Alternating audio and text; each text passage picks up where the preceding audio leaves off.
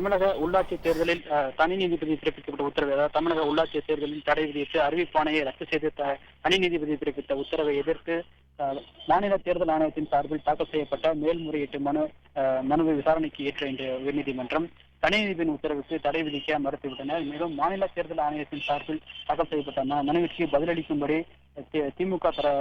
திமுகவிற்கு உத்தரவிட்டு வழக்கு விசாரணையை தள்ளி வைத்துள்ளனர். அதாவது சென்னை உயர்நீதிமன்றத்தில் திமுகவின் பாரதி சார்பில் ஒரு மனு ஒன்றை தாக்கல் செய்தார். அந்த மனுவில் அவர் என்ன தெரிவித்திருந்தார் என்றால், இடஒதுக்கீடு உள்ளிட்ட முறையான அடிப்படை வசதிகளை இந்த தேர்தல் ஆணையம் கடைபிடிக்கவில்லை எனவும், பழங்குடியினருக்கான இடஒதுக்கீடு முறையாக பின்பற்றப்படாமல் தேர்தலை நடத்துவதாகவும், சுழற்சி முறையிலான இடஒதுக்கீடுகள் முறையாக பின்பற்றப்படாமல் தேர்தலை நடத்த மாநில தேர்தல் ஆணையம் திட்டமிட்டிருப்பதாகவும், எனவே இந்த தேர்தல் இடஒதுக்கீடு தொடர்பாக வெளியிடப்பட்டுள்ள அரசாணையை ரத்து செய்ய வேண்டும் என கூறி மனு தாக்கல் செய்திருந்தார்.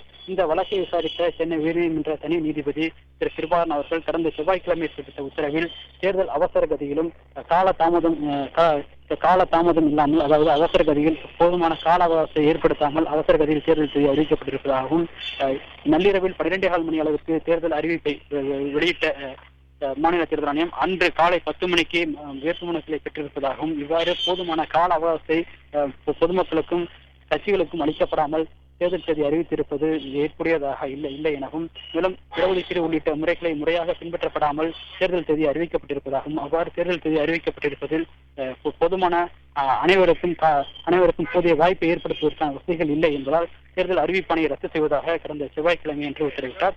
இந்த உத்தரவை எதிர்த்து மாநில தேர்தல் ஆணையத்தின் சார்பில் சென்னை உயர்நீதிமன்றத்தில் நேற்று மேல்முறையீட்டு மனு தாக்கல் செய்யப்பட்டது. அந்த மனு இன்று விசாரணைக்கு பட்டியலிடப்படாததால் இன்று காலை சென்னை உயர்நீதிமன்ற நீதிபதி புலுவாடி ஜி ரமேஷ், நீதிபதி வி பார்த்திபன் ஆகியோர் அடங்கிய அமர்வில் மாநில தேர்தல் ஆணையத்தின் சார்பில் மூத்த வழக்கறிஞர் பி குமார் ஆஜராகி ஒரு முறையீடு ஒன்றை செய்தார்.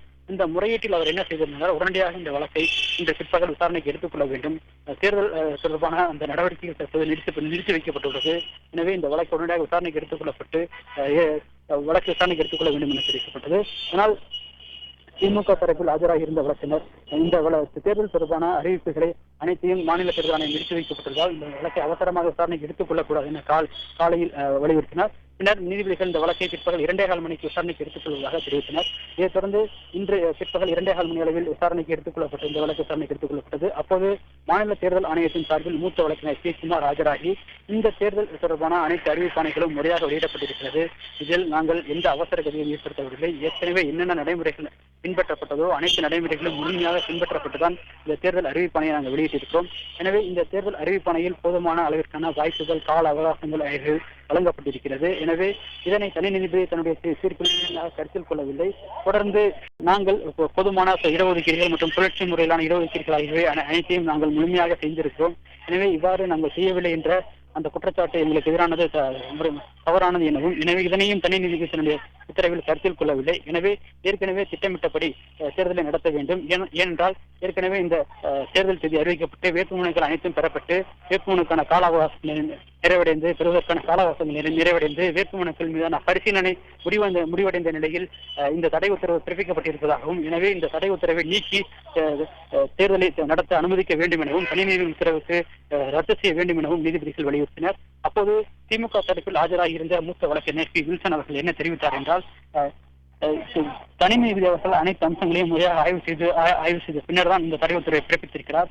இந்த வழக்கில் அவசர கதியில் தான் தேர்தல் நடத்தப்பட்டிருக்கிறது என்பதற்கான சாட்சிகள், ஆவணங்கள் அவர் முறையாக பரிசீலனை செய்துதான் இந்த தடை உத்தரவை பிறப்பித்திருக்கிறார். அதாவது இரவு 12:15 மணி அளவில், விடுமுறை நாளான ஞாயிற்றுக்கிழமை இரவு 12:15 மணி அளவில் அறிவிப்பானை அரசியலிலும் இணையதளங்களிலும் வெளியிட்ட மாநில தேர்தல் ஆணையம் அன்று காலை 10 மணி முதல் வேட்புமனு விண்ணப்பங்களை பெறப்பட்டிருக்கிறது. இது போதுமான கால அவகாசம் இல்லை என்பதை தனி நீதிபதி கருதிதான் இந்த உத்தரவை பிறப்பித்திருக்கிறார். எனவே தனி நீதியின் உத்தரவை திரும்ப பெறக்கூடாது, ஏற்கனவே தேர்தல் தொடர்பான நடவடிக்கைகள் நிறுத்தி வைத்து மாநில தேர்தல் ஆணையம் உத்தரவிட்டிருக்கிறது என தெரிவித்தார்.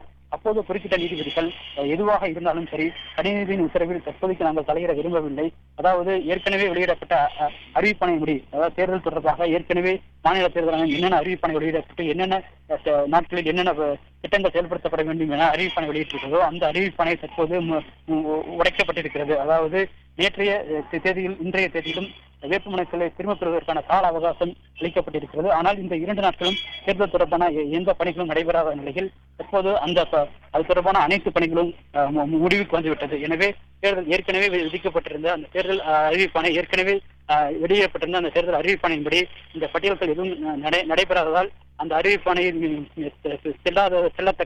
செல்லத்தக்கதாகவோ அல்லது அது ஏற்றுக்கொள்ளக்கூடியதாகவோ தற்போதைய நிலையில் இல்லை எனவும், எனவே தேர்தல் நடத்தப்பட வேண்டும் எனில் அது புதிய அறிவிப்பானை மூலமாகவே தேர்தல் நடத்துவதற்கான வழிவகைகள் அதிக அளவில் இருப்பதாகவும், தற்போதைய நிலையில் தேர்தல்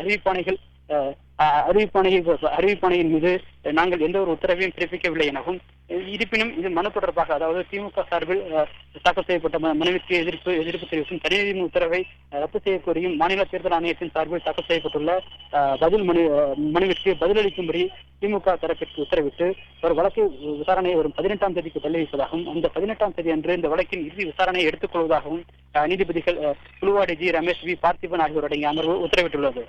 தனி நீதிபதி மாண்புமிகு நீதியரசர் கிருபாகரன் அவர் போட்ட உத்தரவை எதிர்த்து மாநில தேர்தல் ஆணையம் அப்பீல் செய்தது.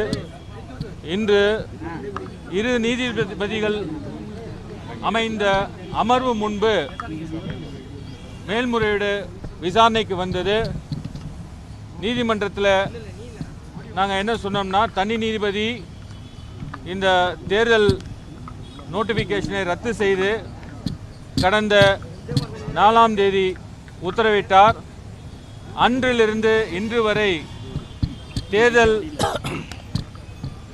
ஒத்தி வைக்கப்பட்டுள்ளதால், ரத்து செய்யப்பட்டுள்ளதால், இது மாடல் கோட் ஆஃப் கான்டக்ட் அதுவும் முடிவுக்கு வந்துவிட்டது. ஆகவே புதியதாக ஒரு ஃப்ரெஷ் நோட்டிஃபிகேஷன் மாநில தேர்தல் ஆணையம் பிறப்பித்து வெளியிட்டு மறுபடியும் எலெக்ஷன் நடத்த வேண்டும். தனி நீதிபதி அவர்கள் உத்தரவிட்ட சுட்டி காட்டிய குறைபாடுகள் அத்தனையும் சரி செய்து நிவர்த்தி செய்த பின்புதான் தேர்தல் நடத்த வேண்டும் என்று வாதம் வைத்தோம். எங்களுடைய வாதத்தை ஏற்றுக்கொண்ட நீதிபதிகள் தடை ஏதும் விதிக்க மறுத்துவிட்டார். இந்த வழக்கை வருகிற 18ஆம் தேதி தள்ளி வைக்கப்பட்டுள்ளது. மாநில தேர்தல் ஆணையம் நீதிபதி தடை விதித்ததை நீக்கரவு செய்ய வேண்டும் என்று சொன்னார்கள். அவர்கள் கான்ஸ்டியூஷன் பிரகாரம் எந்தவித உத்தரவும் கோர்ட் பிறப்பிக்க முடியாது அப்படின்னு சொல்லி சுட்டிக்காட்டி அவர்கள் வாதம் செய்தார்கள். ஆனால் அந்த வாதத்தை நீதிபதிகள் ஏற்றுக்கொள்ளவில்லை. நாங்கள் அது நீதிமன்றத்தில் சுட்டி காட்டினோம். எலெக்ஷன் கமிஷன், மாநில எலெக்ஷன் கமிஷனே இந்த எலெக்ஷன் ப்ரொசீடிங்ஸ்லாம் மறு உத்தரவு வரும் வரை கெப்டின் அபேன்ஸ் அப்படின்னு ஒரு நோட்டிஃபிகேஷன் நேற்று வெளியிட்டிருக்காங்க. அந்த நோட்டிஃபிகேஷனை நாங்கள் நீதிமன்றத்தில் சமர்ப்பித்தோம். அதையும் நீதிபதிகள் பார்த்தார்கள். இது ஏற்கனவே தனி நீதிபதி ஆர்கியூமெண்ட்ஸ் நல்ல இன்டெப்த்தாக ஹியர் பண்ணி அவருடைய ஜட்மெண்ட்டில் கிளியராக சொல்லியிருக்காரு. எதனால் ஒரு லெவல் பிளேயிங் ஃபீல்டு இல்லை. இந்த நோட்டிஃபிகேஷன் அவசர கதியில் 25ஆம் தேதி மாலை ஞாயிற்றுக்கிழமை வெளியிடப்பட்டுள்ளது. அது ஒரு லெவல் பிளேயிங் ஃபீல்டு எல்லா கட்சியினருக்கும் கொடுக்கப்படவில்லை. ஆளுங்கட்சிக்கு மட்டும் முன்னதாகவே ரிசர்வேஷன் பற்றியெல்லாம் தெரிந்துவிட்டது. அதனால் மறுநாள் அவர்கள் கேண்டிடேட் லிஸ்ட்டாக அறிவிக்கிற அளவுக்கு சென்று விட்டார்கள். ஆகவே அவருடைய வெல் கன்சிடர்ட் ஜட்மெண்ட்டை 2 நீதிபதிகள் பார்த்ததுனால் அவங்க ஸ்டே பண்ணலை.